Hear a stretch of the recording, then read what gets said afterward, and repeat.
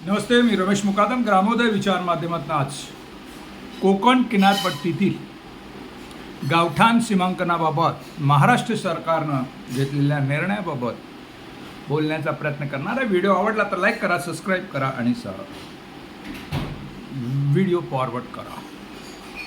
कोकण विभागातील ठाणे, पालघर, रायगड, रत्नागिरी व सिंधुदुर्ग जिल्ह्यातील कोळीवाड्यांचे सर्वेक्षण व सीमांकन करण्याबाबत कार्यपद्धती निश्चित करण्यासाठी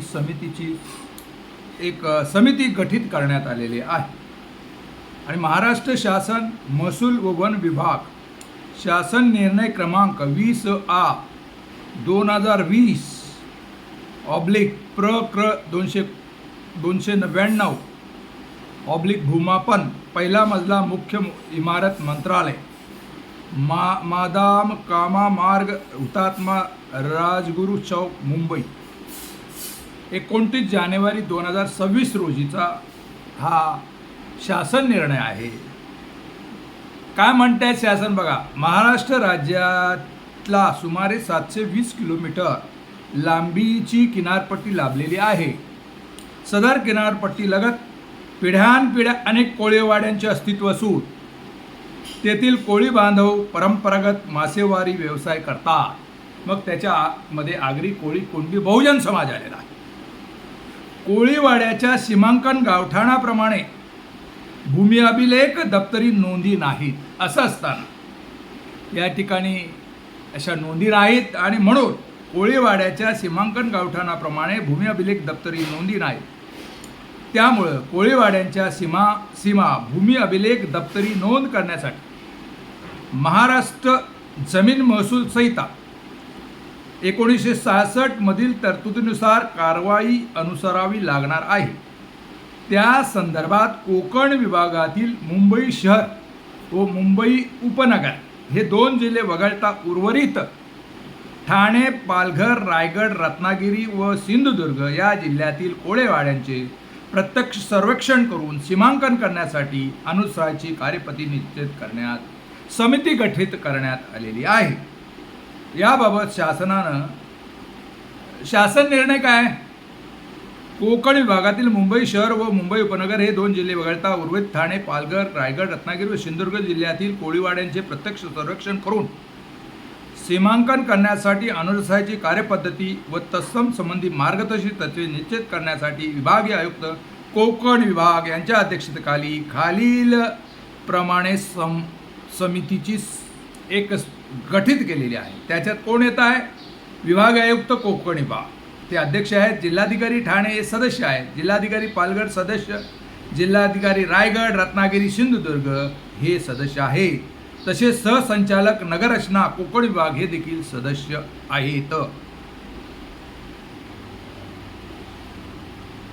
तसेच उपसंचालक भूमी अभिलेख कोकण प्रदेश सदस्य आहेत. अप्पर प्रधान सचिव वन संरक्षण कांदळवन कक्ष सदस्य, मुख्य बंदर अधिकारी महाराष्ट्र सरकार सदस्य, प्रादेशिक उपायुक्त मत्स्य व्यवसाय विभाग सदस्य सचिव महाराष्ट्र किनार क्षेत्र व्यवस्थापन प्राधिकरण, अप्पर आयुक्त महसूल कोकण विभाग सदस्य सचिव आहे. अशा प्रकारे ही समिती आहे. आणि या समितीचं कार्यकक्षा काय आहे? कोकण किनारपट्टी क्षेत्रातील ठाणे, पालघर, रायगड, रत्नागिरी, सिंधुदुर्ग या 5 जिल्ह्यातील कोळीवाडे असणाऱ्या गावातील तालुकानिक यादी तयार करणे, समुद्राच्या भरती उच्चतम सीमारेषा, मेरीटाईम बोर्डावरील सीमारेषा तसेच कांदळवनातील सीमारेषा निश्चित करण्याकरता जिल्हास्तरीय समितीचे गठन करणे, उक्त 5 जिल्ह्यातील कोळीवाड्यांचे सीमांकन करण्यासाठी कार्यपद्धती निश्चित करणे व त्याबाबत मार्गसूचना निर्मित केलेल्या आहेत. सर्वेक्षण व सीमांकन करण्यासाठी कार्यपद्धतीला संबंधित जिल्हाधिकारी यांना तसे कामकाज होण्याचे आवश्यक ते मार्गदर्शन करणे याबाबत कालबद्ध कार्यक्रम निश्चित करण्यात आले आहे. सहसमिती महाराष्ट्र जमीन महसूल संहिता 1966 व सीमा निश्चित, गावठाण घोषित करणे इत्यादी अनुषंगाने नियम, धोरणे इत्यादीबाबत अभ्यास करून समितीचा अहवाल 3 महिन्यात मुदतीत शासनाला सादर करायचा आहे. सदर शासन निर्णय महाराष्ट्र राज्याच्या संकेतस्थळावर उपलब्ध असून त्या संकेतस्थळाचा नंबर अमुक आहे. आदेश डिजिटल स्वाक्षरी केलेले आहे. संजय बनकर सहसचिव महाराष्ट्र शासन याने हा आदेश काढलेला आहे. योग्य आदेश आहे. महाराष्ट्र शासनाला उशिरा का होईना पण कोकणातील आगरी कोळी बांधवांची कोळीवाडे गावठाणे या संदर्भात त्यांचं लक्ष वेधलेलं आहे आणि ते सीमांकन होऊन त्यांना योग्य तो न्याय देण्याच्या दृष्टीनं महाराष्ट्र सरकारनं घेतलेली भूमिका. आता येथील कोकणातील आगरी कोळी कुणबी बहुजन समाज असेल त्यांची गावठाणं निश्चित नसतील, त्याने गावठाण मोजून घेण्याची जबाबदारी त्या त्या लोकांवर आहे, त्या त्या नागरिकांवर आहे.